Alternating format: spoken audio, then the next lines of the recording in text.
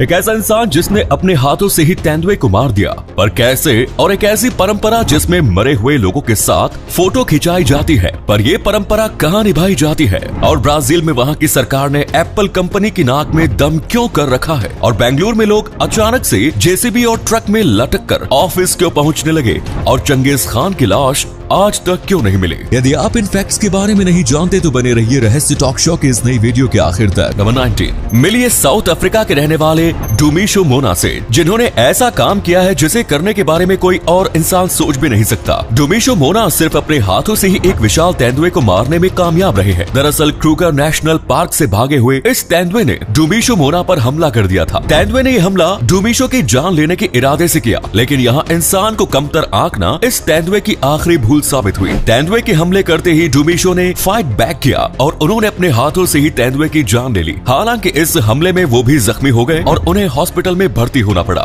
Number 18, England में Victorian era के दौरान एक अजीबोगरीब परंपरा चलती थी, जिसमें लोग अपने परिवार के मरे हुए लोगों के साथ अपनी तस्वीर खिंचवाते थे। और खास बात यह है कि यह तस्वीर इस तरह से ली जाती थी कि जिसमें मरा हुआ व्यक्ति भी जिंदा दिखता था। कुछ लोग तो फोटो प्रिंट हो जाने के बाद उस पर आंखें भी पेंट करवा देते थे ताकि मृत व्यक्ति बिल्कुल जिंदा दिखे। अजीब परंपरा है दोस्तों। नंबर 17, कुछ समय पहले ही ब्राजील की सरकार ने मोबाइल के साथ चार्जर न देने की वजह से एप्पल कंपनी के ऊपर भारी भरकम जुर्माना लगाया। अब ब्राजील की सरकार इस जुर्माने से भी आगे निकल चुकी है और उसने एप्पल कंपनी को अपना फैसला सुना दिया है कि अगर ब्राजील में उन्हें अपने आईफोन बेचने हैं तो फिर कंपनी को इसके साथ चार्जर भी देना होगा। अगर कंपनी ऐसा नहीं करती है तो फिर एप्पल कंपनी को ब्राजील में आईफोन बेचने की इजाजत नहीं मिलेगी। अपने इस फैसले पर ब्राजील का कहना है कि एप्पल कंपनी लोगों को अपना अधूरा प्रोडक्ट्स बेचती है, लेकिन ब्राजील की सरकार ऐसा होने नहीं देगी। वैसे भारत सरकार को भी इस मामले में कुछ विचार करना चाहिए। इसी कमाल के फैक्ट पर प्लीज वीडियो को लाइक कर दीजिए। नंबर 16, पेरू के चिंचा वैली में रहने वाले लोग अपनी प्राचीन परंपराओं का पालन करते हुए मरने वाले व्यक्ति के साथ कीमती चीजें भी दफन किया करते थे। इन कीमती चीजों में ज्यादातर सोने और चांदी के जेवर हुआ करते थे। जब यूरोपियन लुटेरे और आक्रमणकारी इन इलाकों पर हमला करते थे तो तब वो कब्रों को खोदकर भी लूटा करते थे और कब्र में मौजूद कंकाल को अस्त व्यस्त ही छोड़ देते थे। जिसके बाद चिंचा वैली के लोग अपने पूर्वजों की हड्डियों को एक लंबी लकड़ी में पिरोकर फिर से दफनाया करते थे। नंबर 15, राजस्थान के भिलवाड़ा के रहने वाले 78 साल के मांगीलाल गुर्जर नाम के इस बूढ़े शख्स को आसपास के इलाके के लोग पानी बाबा के नाम से भी जानते हैं और इस नाम के पीछे की वजह है उनके द्वारा किया गया ये नेक काम। मांगीलाल गुर्जर पिछले 50 सालों से अधिक समय से राहगीरों को मुफ्त में पानी पिला रहे हैं। युवा उम्र में ही मांगीलाल के ऊपर समाज सेवा की ऐसी धुन चढ़ी कि उन्होंने शादी तक नहीं की। अपने हाथों से कुआं खोदकर वो लगभग 20 सालों तक अपने गांव के चौराहे पर राहगीरों को पानी पिलाते रहे। इसके बाद वो शहर की ओर निकल पड़े और अब लगभग पिछले 27 सालों से वो बसों में लोगों को मुफ्त में पानी पिलाते हैं। अपनी इस सेवा के बदले वो लोगों से कुछ नहीं लेते और अगर किसी ने दान में उन्हें कुछ दे भी दिया तो वो उन पैसों को मंदिरों में दान कर देते हैं। नंबर 14, काटे जाने के बाद कोई भी लकड़ी एक तय समय के बाद सड़ना शुरू हो जाती है, लेकिन क्या आप जानते हैं कि जब इस धरती पर पेड़ों के अस्तित्व की शुरुआत हुई थी तो तब शुरुआत के 40 से 50 मिलियन सालों तक पेड़ नष्ट होने योग्य नहीं थे। यानी ये पेड़ काटे जाने या सूख जाने के बाद भी सड़ते नहीं थे।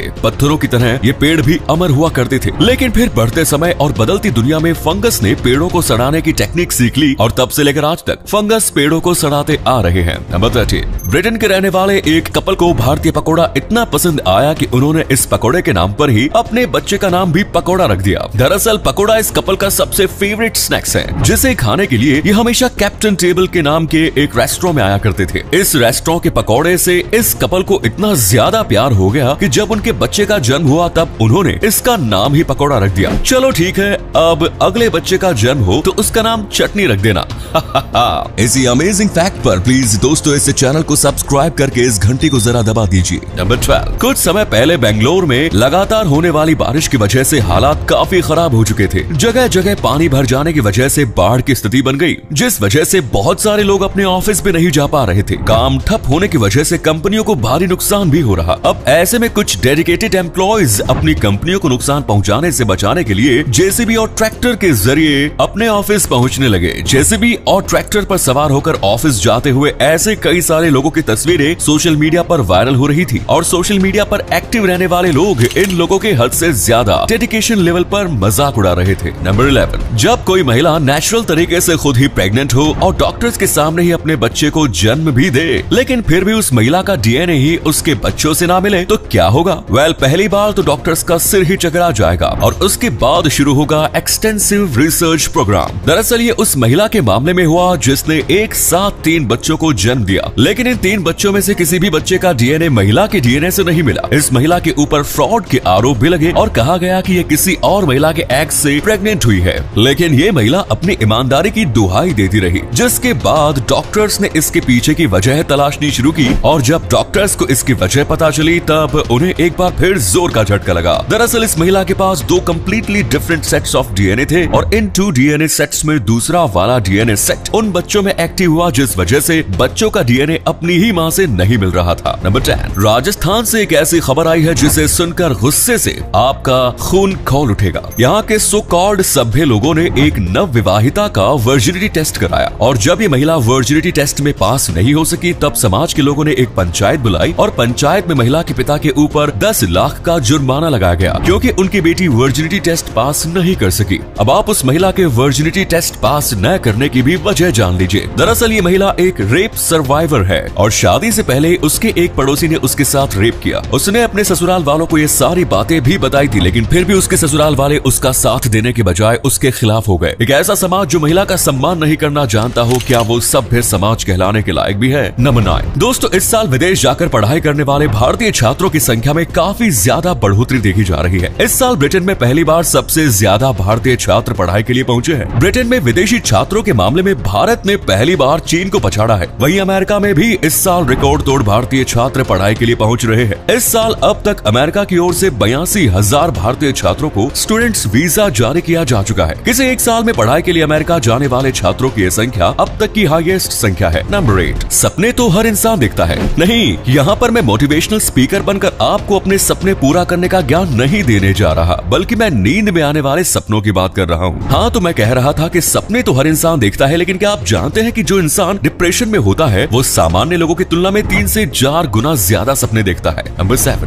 जब कोई इंसान हद से ज्यादा खुश हो तो उसकी आंखों से खुशी के आंसू निकलने लगते हैं। लेकिन क्या आप ये बात जानते हैं कि इंसानों के अलावा कुत्तों में भी खुशी के आंसू निकलते हैं? आमतौर पर कुत्तों में खुशी के आंसू तब निकलते हैं जब कोई पालतू कुत्ता अपने मालिक से बिछड़ने के लंबे समय बाद उसे दोबारा मिलता है। यानी कुत्तों में भी खुशी के आंसू बिल्कुल वैसे ही निकलते हैं जैसे इंसानों में निकलते हैं। नंबर 6, क्या आप ये बात जानते हैं कि मरने के बाद इंसान कुछ देर तक इतने होश में रहता है कि उसे इस बात की भी खबर हो जाती है कि वो मर चुका है। सो बेसिकली मरने के तुरंत बाद जब इसकी मौत की खबर आ जाती है तब वो खुद अपनी मौत की खबर सुन सकता है। नंबर 5, कैलिफोर्निया में एक ऐसा कानून पास होने जा रहा है जो कंपनियों को अपने वैसे कर्मचारियों के ऊपर कार्रवाई करने से रोक देगी जो अपने वर्किंग टाइम के बाद के समय में भांग या गांजा का नशा करते हैं। फिलहाल कैलिफोर्निया के कानून के मुताबिक कोई भी कंपनी अपने कर्मचारियों के द्वारा किसी भी समय भांग या गांजे का नशा करने पर उस कर्मचारी के ऊपर कार्रवाई कर सकती है, लेकिन इस कानून के पास हो जाने के बाद गांजा फूकने वाले लोगों को छूट मिल जाएगी। नंबर 4, क्या आप ये बात जानते हैं कि चींटी के पास कान नहीं होते? अब आप सोच रहे होंगे कि तो फिर चींटी सुनती कैसे है? चींटियां अपने पैरों के माध्यम से ग्राउंड पर होने वाले वाइब्रेशन को फील करके अपना काम करती है। नंबर 3, इंसान और आर्टिफिशियल इंटेलिजेंस के बीच की प्रतिस्पर्धा एक ऐसी प्रतिस्पर्धा है जिसकी अभी तो शुरुआत ही हुई है, लेकिन आगे ये प्रतिद्वंदिता काफी लंबी चलने वाली है और अभी से ही इसके संकेत मिलने लगे हैं कि भविष्य में आर्टिफिशियल इंटेलिजेंस इंसानों को पीछे छोड़ने वाला है। कुछ दिन पहले ही अमेरिका के कोलोराडो में आयोजित state fairs annual art competition को आर्टिफिशियल इंटेलिजेंस ने जीत लिया है। जी हाँ, इस कंपटीशन में आर्टिफिशियल इंटेलिजेंस के साथ कुछ लोग पार्टिसिपेट कर रहे थे, वहीं कुछ रियल आर्टिस्ट भी इस कंपटीशन में शामिल थे। हैरानी की बात यह है कि इस कंपटीशन में रियल आर्टिस्ट पीछे छूट गए और जिस शख्स ने आर्टिफिशियल इंटेलिजेंस की मदद से अपनी पेंटिंग बनाई थी वो इस कंपटीशन का विनर बन गया, यानी आर्टिफिशियल इंटेलिजेंस ने इंसानों को हरा दिया। नंबर 2, चंगेज खान, तारीख के पन्नों में दर्ज एक ऐसा नाम जिससे शायद ही कोई नावाकिफ हो। उसके जुल्म और बहादुरी की कहानियां दुनिया भर में मशहूर है। उसकी फौजें जिस भी इलाके से गुजरती थी अपने पीछे बर्बादी की दास्तान छोड़ जाती थी। कहने को तो वो मंगोल शासक था, लेकिन उसने अपनी तलवार के बल पर एशिया के एक बड़े हिस्से पर कब्जा कर लिया। इतिहास में इतने बड़े हिस्से पर आज तक किसी ने कब्जा नहीं किया।